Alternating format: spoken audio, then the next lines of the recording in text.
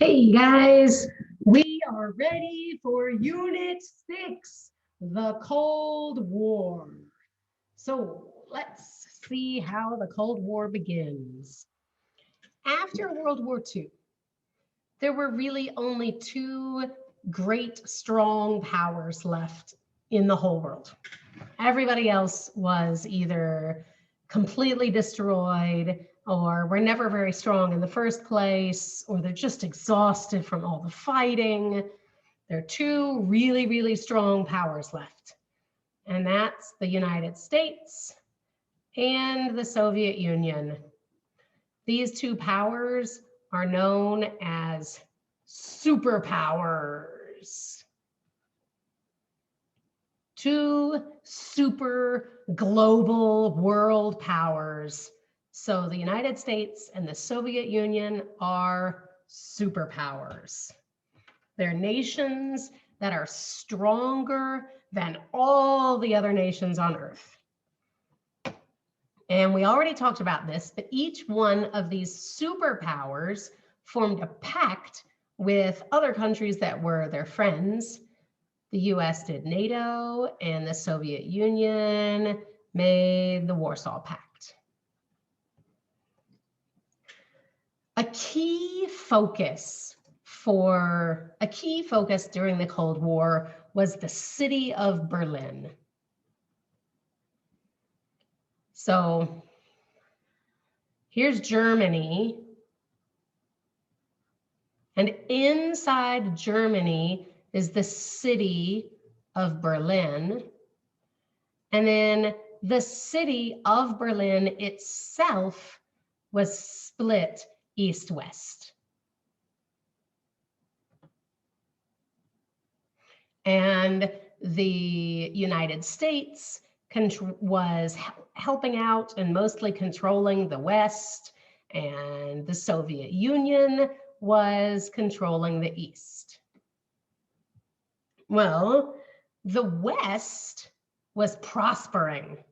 That means getting richer and richer and richer and better, because the United States was pumping so much money into it to make it look like democracy, yay, yay, democracy, yay, capitalism. Look at how awesome Western Berlin is doing with the help of the United States. And people in the East, they weren't doing so well under communism. And so a bunch of people from the East were fleeing and moving to the West. We're talking the intellectuals. These are your very highly educated academics and your professionals. A professional would be like probably most of your parents. If you work in an office, you're considered a professional. So like all your highly educated kind of upper class people, they were all moving from the east side of the city to the west side of the city. Still living in Berlin, still living in the same city, just like moving your house. If your parents decided to move to the other side of Almaty, that's all they were doing. But Stalin didn't like this, because Stalin saw it as a direct insult to communism, that the wealthy, educated, elite classes were all trying to flee his communism. He got really mad.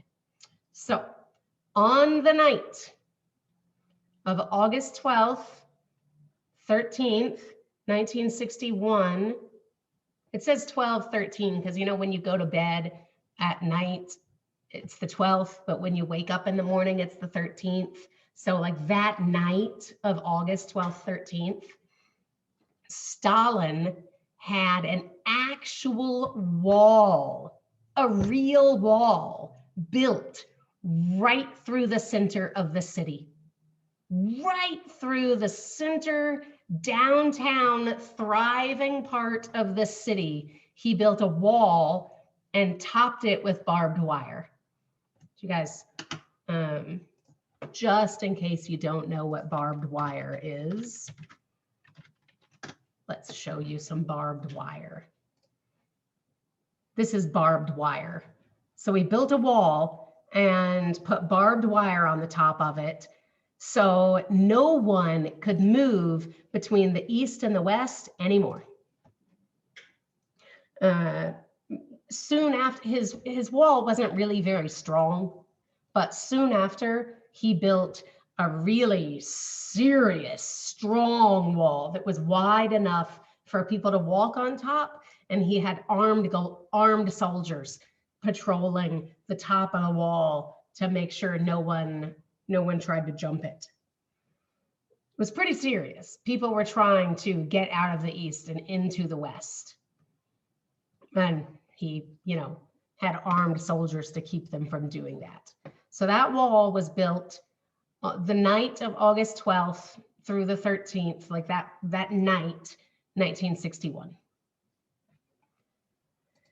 Okay, so now we're going to go backwards a little bit in time, beginning all the way back at 1953. Now remember, the war only ended in 1945. It wasn't even 10 years later that there started to be revolts against communism in Eastern Europe. Revolts across Eastern Europe. The people they didn't stand a chance because Stalin had his Soviet army. Stalin, when the people had revolts in their cities, Stalin sent tanks and armed soldiers after them. So these revolts, they didn't succeed in what they wanted, but they were rising up against communism. In 1968, there was a really important one. So it wasn't a revolt though, sorry. In 1968, in Czechoslovakia, a political leader in Czechoslovakia tried to make some new changes in the government, and he made some liberal reforms. Just in case you don't know what liberal means,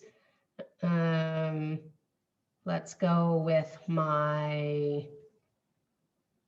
communist, fascist. Everyone from right in the center, everyone on this side is conservative. These people are just a little conservative. And these people are extreme conservatives, like radical conservatives. And then on this side, they're called liberals. These people here, they just have a few kind of left-leaning ideas. And then these people over here are radical left liberals. So in Czechoslovakia in 1968, a political leader tried to introduce some liberal reforms. The government was really conservative, and he tried to, just change a few things. He wanted people to have greater personal expression. He wanted people to be able to speak freely, and he wanted to introduce a tiny little bit of democracy. I should have said, sorry, Czechoslovakia was a communist country. At the time, Czechoslovakia was a communist nation. But this guy was like, let's do some reforms to go, because it's so strange, I know, because I have communist on this far left and I said liberal reforms, but the communists that they were was Stalin's type of communism. And, Stalin was a totalitarian, and people didn't have free speech. People had to completely agree with Stalin. So he was trying to change it a little bit. You know, let's let people think what they want to think and say what they want to say, and maybe we can dabble a little bit in democracy. Well, Stalin was not having that. And in August of 1968, Stalin sent his army and tanks and everything, bulldozed into Czechoslovakia and took over the country. So even though Czechoslovakia had been communist, it hadn't been quite Stalin communism, but now it is. He has taken it over. He sees this political guy leaning just a little bit towards democracy and personal freedoms, and he stomps on it and says, no, no, no, no, no, no. We're not letting democracy spread. I'm keeping this place communist. All right. So these are all things that kind of had parts to do with the Cold War. All of this together made the Cold War. 1949. Okay, so the World War II ended in 1945 with what? Yes, with the atomic bomb that the US had made at the Manhattan Project. Well, by 1949, now the Soviet Union has figured it out. Now they have nuclear weapons. That scares the US a lot. The United States government is terrified now that the Soviet Union has nuclear weapons. Then, by 1953, both of them have hydrogen bombs. Hydrogen bombs are even more powerful than the atomic bomb. This is my math symbol, you know, greater than, less than, just in case you don't know what that means. Greater than, less than, hydrogen bomb, way more powerful than the atomic bomb.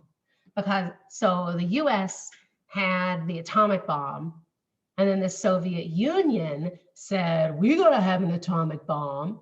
And then when the Soviet Union had the atomic bomb, the United States said, oh my goodness, now we need something even more powerful. And they made the hydrogen bomb. And then when the Soviet Union saw that the United States had a hydrogen bomb, they said, we got to figure that out. And then the Soviet Union had the hydrogen bomb. So they're just getting more and more and more weapons, and everybody's scaring everybody with all their weapons.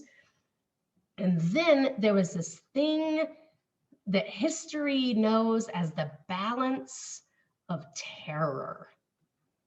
There was a balance of terror. And that means that, well, quite literally, the terror is balanced. Think of a balance that goes like this. And the United States knows that they can't use the atomic bomb, because if they use the atomic bomb, the Soviet Union will use the atomic bomb. And the Soviet Union knows they can't use the hydrogen bomb, because if they use it, the US will use it. So everyone was really heavily weaponized, and everybody was afraid to use it because they thought the enemy might then use it on them. And we're talking about mutual destruction. Here's the US, and here's the Soviet Union. Well, if the US sends a bomb over here, then the Soviet Union's going to send a bomb over here, and then the US is going to send another bomb, and then the Soviet Union's going to send another bomb, and then the US is going to send another bomb, and then the Soviet Union's going to send another bomb, and they're both going to be destroyed. So now they had talks. The Soviet Union and the US had talks to try to disarm each other. They're called disarmament talks. Dis, that means not. Arm, this is weapons. So to not have weapons, they met, diplomats met together to talk about, hey, what can we do about lowering the amount of weapons that we have? But because they didn't trust each other, the United States didn't trust the Soviet Union, and the Soviet Union didn't trust the United States. The talks themselves were really tense.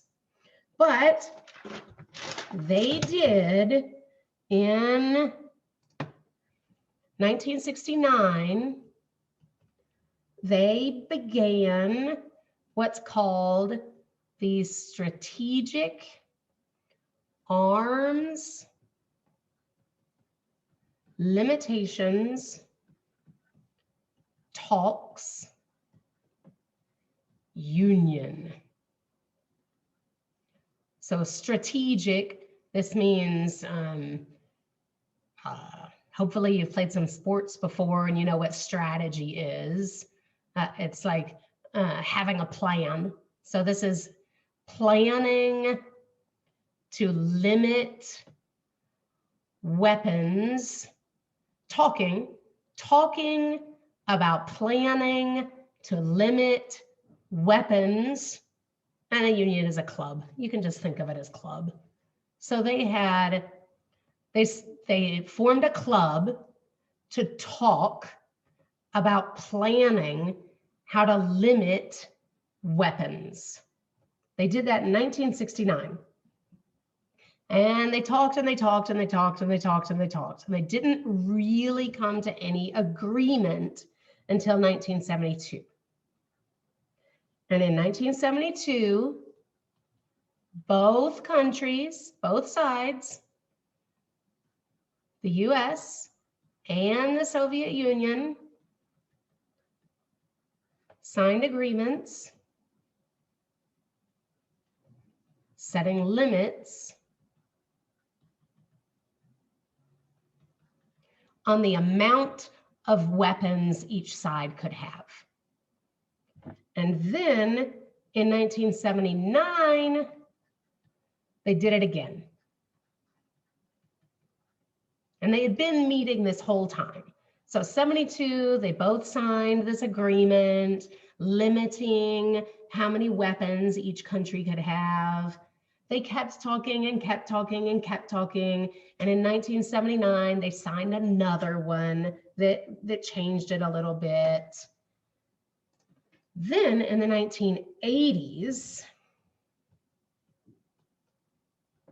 and I know this sounds like a long time ago to you guys, but it's really not. I was alive in the 1980s. I was a little kid. I was born in 1978, but like this is in my lifetime.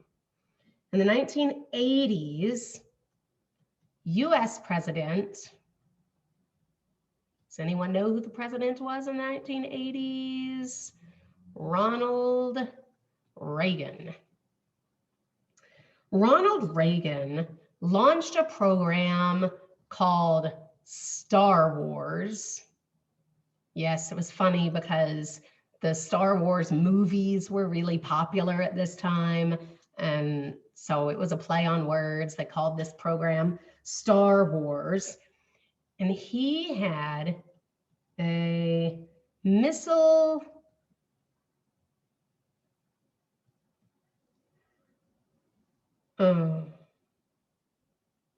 I've messed up something, and I don't want to, I don't want to go back and start this all over again. So pretend like I didn't say that yet. Go in your mind, send your self back to 1979 because I forgot something important. Okay. We had those, they signed something in 1972 and they signed something in 1979. Well, one of the agreements was limiting anti-ballistic missiles. And what is an anti-ballistic missile? Well, an anti-ballistic missile is a missile that shoots another missile out of the sky. Okay, I'm gonna show you what that means. United States, Soviet Union. Okay, the Soviet Union has shot a missile in the sky. Let's see if I can draw something that kind of looks like a missile. This is a missile and it's gonna blow something up in the US.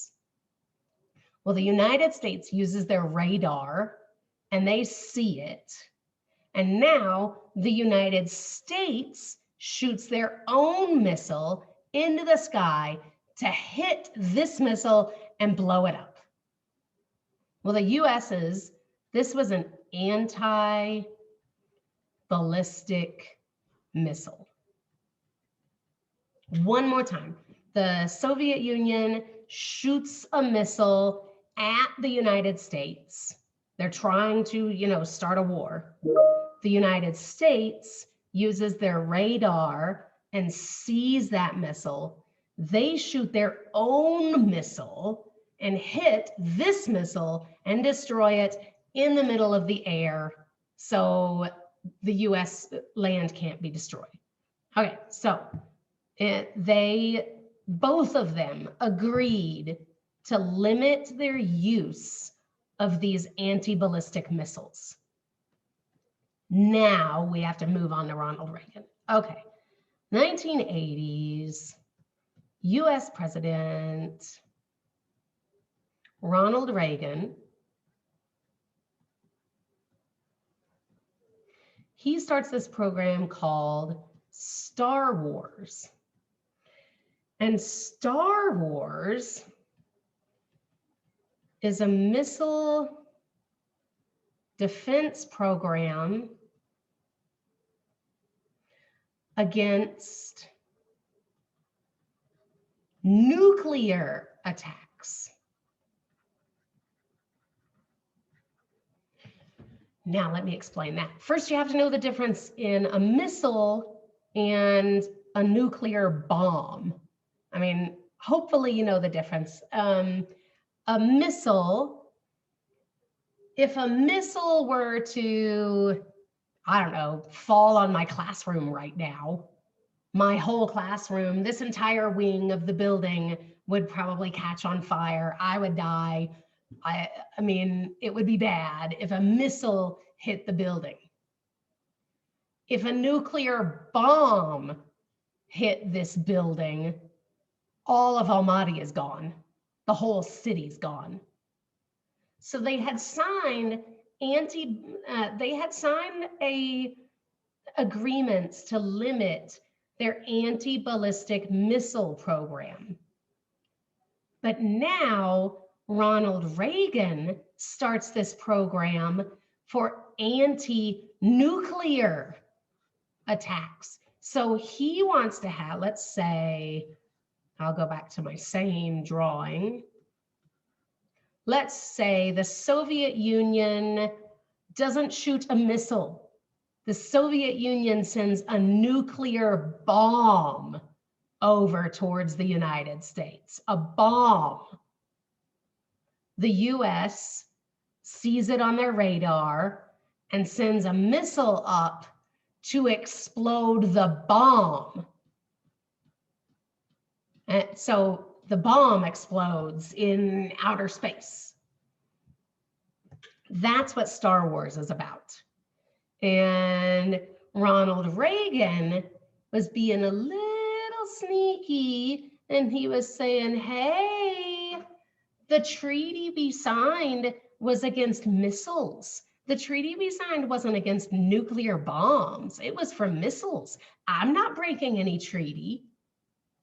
But then the people that were critical of him were saying, come on, dude, like clearly the treaty means you can't have these anti-nuclear nuclear missiles either. And it was a real time of tension in the United States during this time, because some people were saying the president was completely breaking a treaty we had with the Soviet Union. And other people were saying, he's not breaking the treaty. The treaty doesn't say anything against missile defense against nuclear attacks. It just says missiles. So lots of tension going on in the US. In 1991, I'm older by this time. I can actually remember, I have clear memory of this stuff. 1991, both sides signed the Strategic Arms Reduction Treaty. Strategic Arms Reduction Treaty. And in this, both countries, the United States and the Soviet Union, agreed to actually get rid of a bunch of arms that they already had, like completely dismantle nuclear weapons. And on a little side note, I dated a guy for a long time. Yes, teachers are real human beings and we actually date.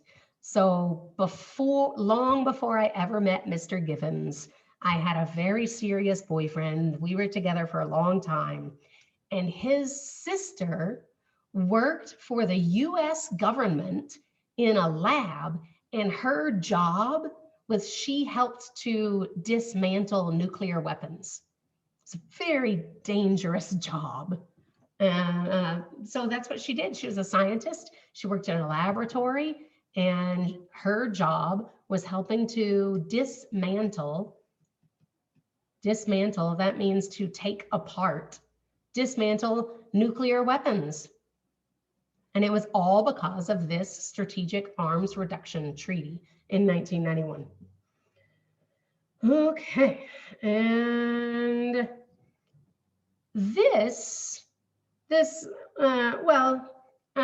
starting in 1972 to 1979, that time, actually, I'm just gonna start a new one. 1972 to 1979, there was a time of like relaxation, and that's called détente. This is all one word, that's not a space. D-E-T-E-N-T-E. It's a French word, détente. And it means this time of like relaxation of tensions, because all these treaties had been signed and people were feeling a little better. There's not going to be some crazy war. Nuclear bombs aren't going to be flying through the air. Everybody's a little calmer. And the United States at this time was dedicated to controlling the Soviets through diplomacy. Through diplomacy instead of military. That means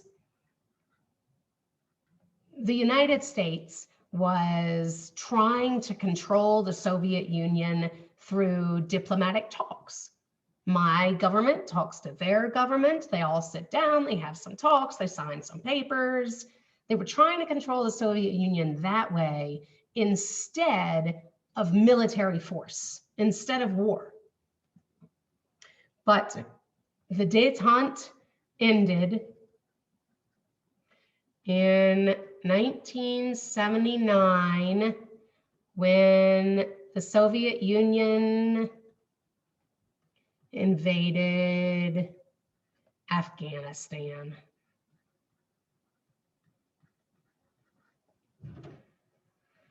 Afghanistan was communist, but Stalin didn't think they were communist enough. No, sorry, I said Stalin. It wasn't Stalin anymore. Just the Soviet Union didn't think Afghanistan was communist enough, and they invaded and took over control of the country. And the United States, of course, didn't like that because they saw they've got the Truman Doctrine, and they don't want to see the Soviets taking over any more control of the world than what they already have. So the United States is on big high alert. Detente over. Everybody's afraid of everything again. People are scared. All right. By the late 1960s, I know all of this is timing out of order, but it's really hard to say it all in order. By the late 1960s, Britain, France, and China all had nuclear weapons. And everybody was afraid of World War III happening. And so World War I was the scariest war anyone had ever seen. World War II was even scarier. Now imagine a World War III with all these countries having actual nuclear weapons. It's terrifying. In 1968, a whole bunch of these countries all got together, including some countries that were not these. They got together and they signed the Nuclear Non-Proliferation Treaty. Proliferation means to grow, like more and more, to make more. When people have babies, they're proliferating. Like to make more is proliferating. So they signed the Nuclear Non-Proliferating, so to not make more nuclear weapons, 1968. All right, so the Cold War. So far, we've mostly just talked about the US and the Soviet Union, but it actually was bigger than that. After World War II, there was NATO and the Warsaw Pact. Well, the US actually formed treaties with other countries. So did the Soviet Union. So the US is helping out Western Europe. The Soviet Union is helping out China and North Korea. I'm going to explain something to you quickly about North Korea. During World War II and prior to World War II, Japan had controlled Korea. Here's Korea. Japan controlled it. I'm going to write Japan over here.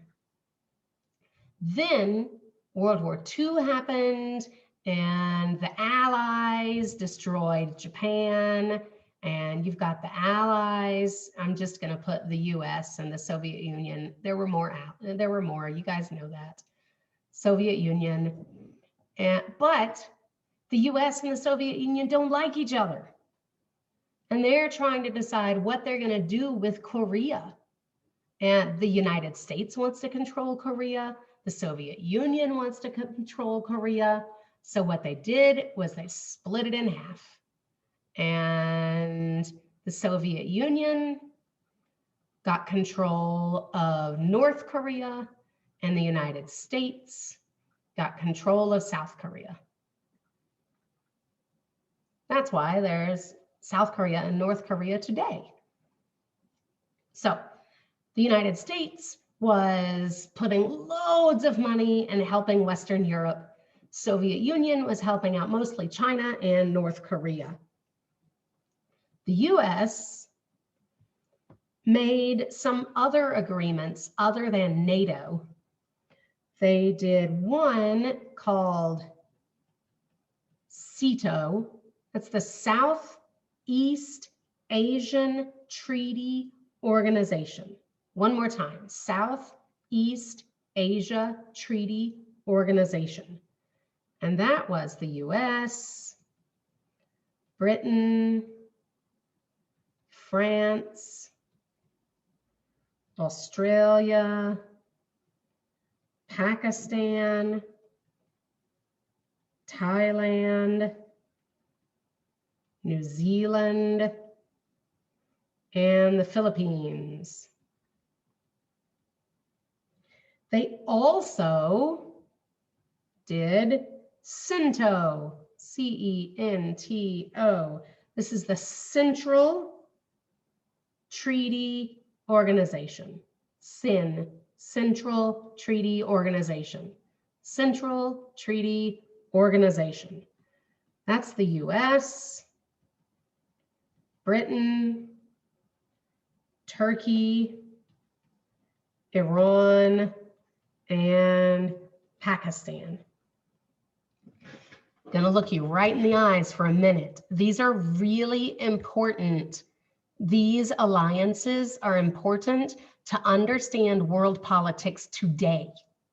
If you are sitting in the room with your parents and the news is on and they're talking about, I don't know, war or something, whatever it is that they're talking about, these alliances are still like today.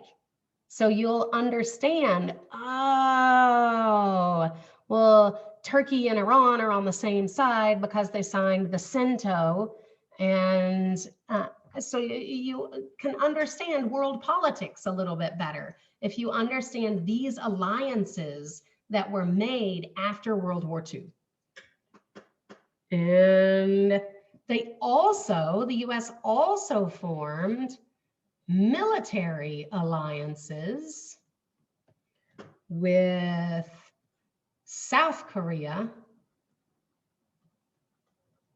and Japan. So now we're talking about the Cold War, we're talking the West and the East. Who is considered the West? The US, Britain, France, Australia, Pakistan, Thailand, New Zealand, Philippines, Turkey, Iran, South Korea, Japan. These are the countries that are considered the West when we're talking about the Cold War. The Soviet Union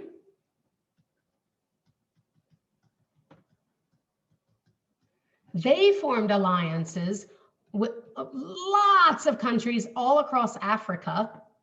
That's what Benin, where I lived before, I've told you guys before that it used to be a Soviet communist country, and there are like busts of Lenin around. They're like communist era statues all around this West African country because it joined up with the Soviet Union. And also, I already said, but China and some other Asian countries joined in with the Soviet Union. Any country that was joined with the Soviet Union, all of them together who were the East, they were called the Soviet bloc. I'm not forgetting a K, that's how they spelled it, the Soviet bloc. So you had the West and the East, And the East was called the Soviet bloc. The West didn't really have a name. They just called it the West. But when people talk about the Cold War, they say it's the West versus the Soviet bloc. Sometimes they say it's the West versus the East, but these two are interchangeable. Soviet bloc, East. Now, the United States, I'm going to go back. I'm going to rewrite all those countries because they're important. Okay, US, Britain, France, Australia, Pakistan, Thailand, New Zealand, Philippines, Iran, Turkey, Japan, and South Korea. The United States built military bases in all these countries. All these countries. The US had the Air Force, they had the Navy, if there was water, and they had soldiers on the ground in these countries. The Soviet Union, they didn't do that. And so as the Cold War was intensifying and they were all partnering up and teaming up with different countries, the Soviet Union was finding themselves completely surrounded by US Army. The oceans were full of US Navy ships. These countries were full of US soldiers. So the Soviet Union was a bit tense because they were surrounded. And there's only one more little thing. The West and the East. When you're thinking about the line that divides the West and the East, and this line really is in your head. We're not talking about a literal line on a map.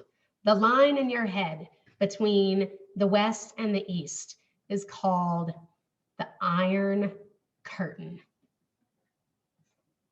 If you're talking about the divide between the West and the East, that is called the Iron Curtain, and it's a really important phrase to remember. Okay, we're done. Bye, guys.